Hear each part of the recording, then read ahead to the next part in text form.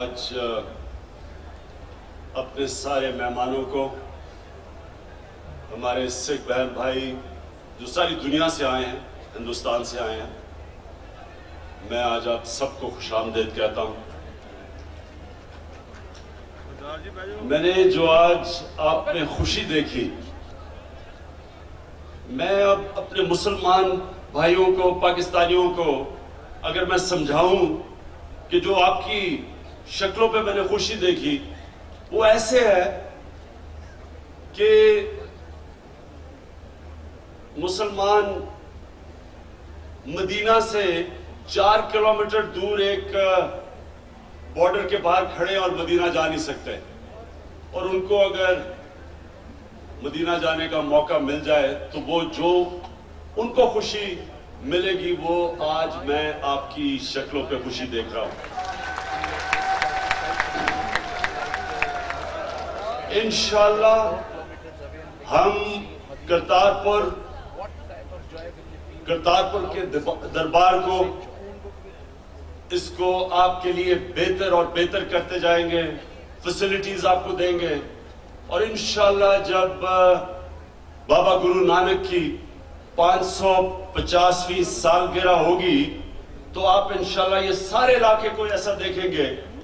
जब आप अगले साल जब आप आएंगे तो आपको खुशी होगी देख के कि इंशाअल्लाह हर किस्म की फैसिलिटी हम आपको प्रोवाइड करेंगे।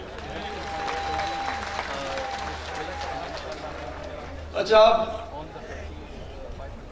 क्योंकि मेरे दोस्त नवजोत सिद्धू ने जो आज बातें की, मैं बड़ा मुतासिर हुआ हूं। मुझे नहीं पता था कि क्रिकेट की कमेंट्री तो मुझे याद है, इनकी क्रिकेट भी याद है, लेकिन मुझे ये नहीं पता था कि ये सूफी कलाम में इतना ज्यादा इनकी इतनी महारत है। तो आज मैं बड़ा इंप्रेस हुआ हूं। मैं अब सबके सामने, क्योंकि आज हमारे हमसाए यहाँ आए हुए हैं, मैं आपके सामने पहले अपना क्रिकेट का तजर्बा रखता हूं। 21 साल मैंने अपनी जिंदगी क्रिकेट खेली और फिर 22 साल मैंने सियासत की। तो मैं उन दोनों का मुख्तसर आपको बताता हूं, और नवजोत सिद्धू इसको समझेगा कि मैं अपने क्रिकेट के दौर में 2 तरह के खिलाड़ियों को मिला। एक वो खिलाड़ी था जो कि जब मैदान में कदम रखता था तो उसके ज़हन पे हारने का खौफ होता था। वो सारा सोचता था कि मैं किसी तरह हारूं ना, डरता था हारने से। वो ना कोई चांस लेता था, ना कोई रिस्क लेता था, सिर्फ कोशिश करता था कि मैं मैच, किसी तरह मैच हो और मैं हारूं ना। एक दूसरा खिलाड़ी होता था, वो जब कदम रखता था क्रिकेट की ग्राउंड पे तो वो जीतने का सोचता था। वो हारने के खौफ के ऊपर काबू कर बैठा था। वो ये सोचता था कि मैं जीतूंगा तो क्या होगा, बनिस्बत उस खिलाड़ी के जो डरता था हार गया तो क्या होगा। वो चांसेस लेता था, रिस्क लेता था, बड़े फैसले करता था, और हमेशा दूसरे माइंडसेट का खिलाड़ी वो कामयाब होता था, चैंपियन वो बनता था। जो हारने से डरता था, जितना भी अल्लाह उसको टैलेंट देता था, कभी वो बड़ा खिलाड़ी नहीं बना। जब मैं सियासत में आया, 2 तरह के सियासतदान में मिला। बदकिस्मती से ज्यादातर वो सियासतदान जो सियासत में सिर्फ इसलिए आते थे कि उनकी जात के लिए क्या है, लोगों को वोट लेते थे, अवाम की खिदमत करूंगा, और सियासत में आके अपनी खिदमत करते थे। जो पब्लिक ओपिनियन के साथ चलते थे, नजरिए के साथ नहीं चलते थे, और अपने मफादात के लिए अवाम को कुर्बान कर देते थे। और ये मैं सारी 22 साल देखता रहा। एक दूसरा सियासतदान था, वो एक बड़ी सोच लेके आता था। वो अपने इंसानों का, माशरे का सोचता था। वो इंसानों को इकट्ठा करता था, वो नफरतें फैला के वोट नहीं लेता था, वो भी बड़ी चांस लेता था। वो भी अपने खौफ को पहले काबू करके बड़े जुर्रतमंदाना फैसले करता। वो सियासतदान के ऊपर तनकीद भी होती थी और कई दफा आवाम एक तरफ खड़ी है, पब्लिक ओपिनियन, और वो दूसरी तरफ खड़ा होता था। लेकिन बड़े काम ये दूसरा सियासतदान करता था जो बड़ी ख्वाब देखता था, जिसकी बड़ी सोच थी। वो अपने लिए नहीं आता था, वो अपने इंसानों की बेहतरी के लिए आता था। ये दो तरह के मैंने सियासतदान देखे। ये जिधर आज पाकिस्तान और हिंदुस्तान खड़ा है, हमारे 70 साल से हम इसी तरह के मामला देख रहे हैं।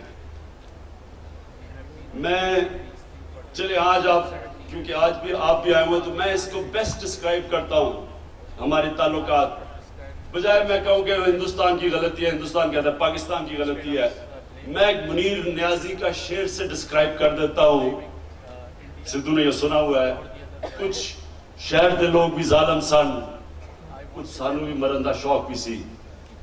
दोनों तरफ गलतियां होंगी, लेकिन जब हम आगे तब तक नहीं बढ़ेंगे जब तक ये जो जंजीर, माजी की जंजीर ने हमें, जब तक वो तोड़ेंगे नहीं, हम इसी तरह फंसे रहेंगे। ब्लेम गेम चलती रहेगी, पॉइंट स्कोरिंग होती रहेगी। माजी सिर्फ सीखने के लिए है, माजी रहने के लिए नहीं है। माजी सिर्फ आपको सबक सिखाता है आगे बढ़ने के लिए। हम अभी तक जब भी मैं ताल्लुकात अपने देखे, हम एक कदम आगे बढ़ के 2 कदम पीछे चले जाते। हमारे में अभी तक ये नहीं है, ये हमारे में ताकत नहीं है कि हम एक दिन ये फैसला करें कि जो भी होगा हमने अपने ताल्लुकात ठीक करने, हमने अच्छे हमसायों की तरह रहना। अगर फ्रांस और जर्मनी, जिन्होंने कितनी जंगें लड़ी और करोड़ों लोग एक दूसरे के मारे, अगर वो आखिर में एक ऐसे हमसाये की तरह रह सकते हैं जिधर उनके पास आज ओपन बॉर्डर्स है, तजारत है, ट्रेड है, आज वो सोच भी नहीं सकते जंग लड़ने का, क्योंकि उनकी कनेक्शन बिजनेस का, सरमायाकारी का ऐसा कनेक्शन हो गया कि वो अब सोचते भी नहीं है। कभी आप तस्वर भी नहीं करेंगे कि जर्मनी और जापान कभी लड़ेंगे, लेकिन करोड़ों लोग एक दूसरे के वो कत्ल कर चुके हैं माजी में, क्योंकि उनकी लीडरशिप ने एक दिन फैसला किया कि हम ये माजी ने जो हमें रोका हुआ है आगे बढ़ने से, हम ये जंजीर तोड़ देंगे, और तोड़ दी उन्होंने। वक्त ये है, पाकिस्तान आज उधर खड़ा है और हिंदुस्तान, कि हम अंदाजा नहीं लगा सकते कि अल्लाह ने हमें क्या अपॉर्चुनिटीज दी हैं।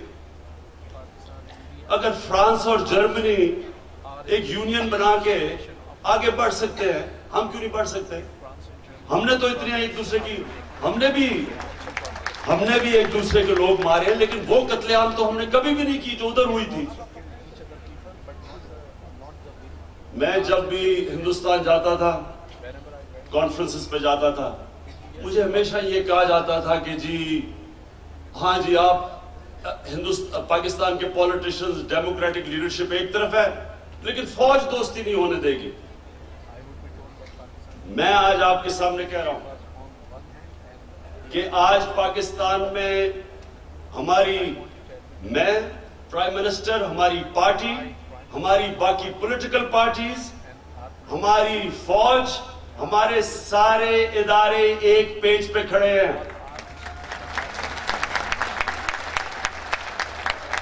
हम आगे बढ़ना चाहते हैं, हम एक सिविलाइज रिलेशनशिप चाहते हैं। हमारा मसला एक है, तो कश्मीर का। मुझे ये बताएं कि इंसान चांद पे पहुंच चुका है, कौन सा मसला है जो इंसान हल नहीं कर सकता? क्या हम एक मसला अपना हल नहीं कर सकते? सिर्फ 2 इरादे वाली लीडरशिप चाहिए बॉर्डर के दोनों तरफ। जो इरादा कर लें कि हम मसला हल करेंगे, मैं आपको यकीन दिलाता हूं कि यह मसला हल हो जाएगा।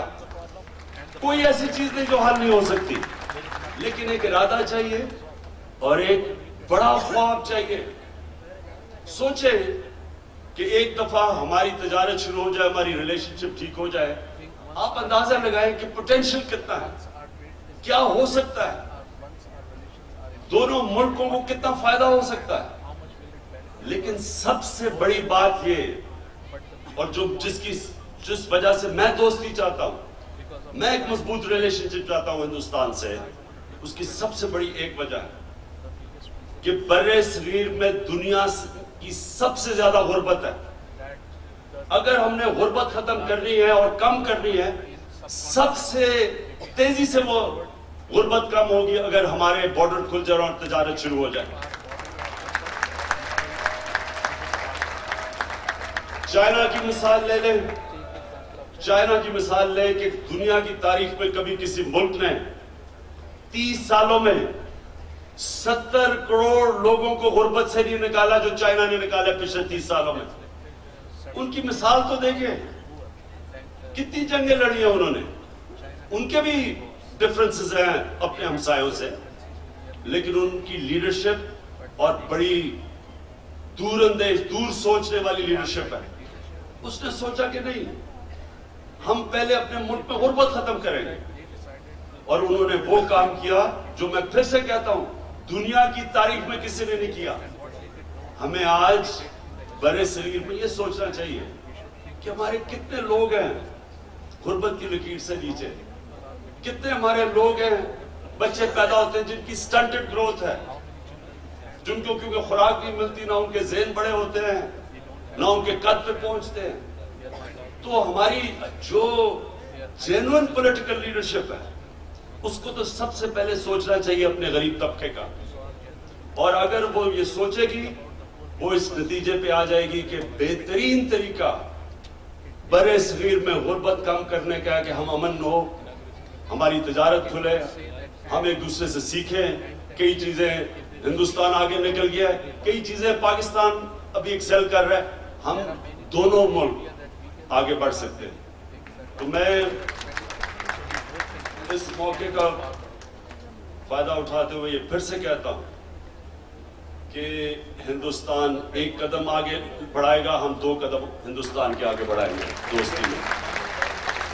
मैं आज आप सबको फिर से आपको वेलकम करता हूं, खुशामदीद कहता हूं, और मुझे सबसे ज्यादा आपकी शक्ल के ऊपर देख के खुशी हुई कि आप वही, आपकी शक्लों पे खुशी है जो एक मुसलमान जब वो मदीना जाता है तो हमारी शक्लों पे खुशी होती है। तो मुझे बड़ी खुशी हुई आपको देख के आज, और मैं फिर से ये आपको वाज़ेह करता हूं कि हम आपके लिए आसानियां पैदा करेंगे, इसको बेहतर करेंगे। ये कॉरिडोर बनेगा, और कॉरिडोर में जो दूर खड़े होकर लोग दूरबीनों से देखते थे, वो खुद यहाँ इस दरबार पे आके रह भी सकते हैं, ठहर भी सकते हैं, और इंशाल्लाह सारी फैसिलिटीज आपको देंगे। मैं आप सबका फिर से शुक्रगुजार हूं और आपको फिर से वेलकम करता हूं, और खास तौर पे नवजोत सिद्धू आपको। और मैं आखिर में एक चीज, मैंने जब देखा कि सिद्धू वापस गए, पिछली बारी 3 महीने पहले जब ये आए थे, तो उनके ऊपर बड़ी तनकीद हुई। मुझे अभी तक नहीं समझ आई कि तनकीद क्यों हुई।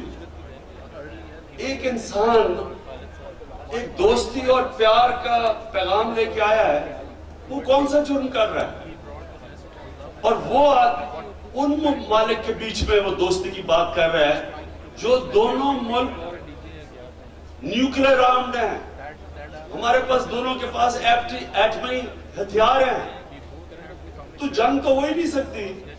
2 मुल्क जिनके पास एटमी हथियार हो, वो तो पागलपन है जंग का सोचना। वो तो बेवकूफ इंसान है जो कभी सोचेगा भी कि एटमी जंग कोई जीत सकता है, वो तो सब हार जाएंगे।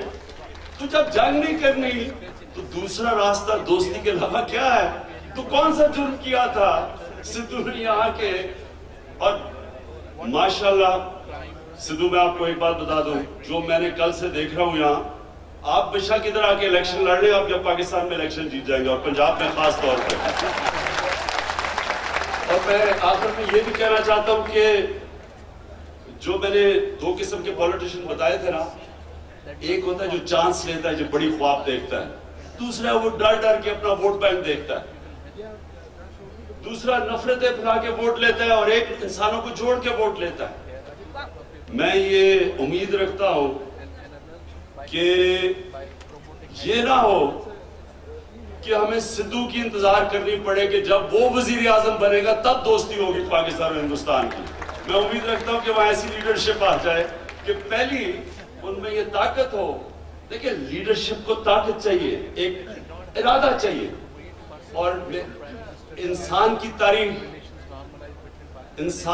तारीख आप उठा के देख लें, जब इरादा कर लेती है लीडरशिप, कोई चीज नामुमकिन नहीं होती।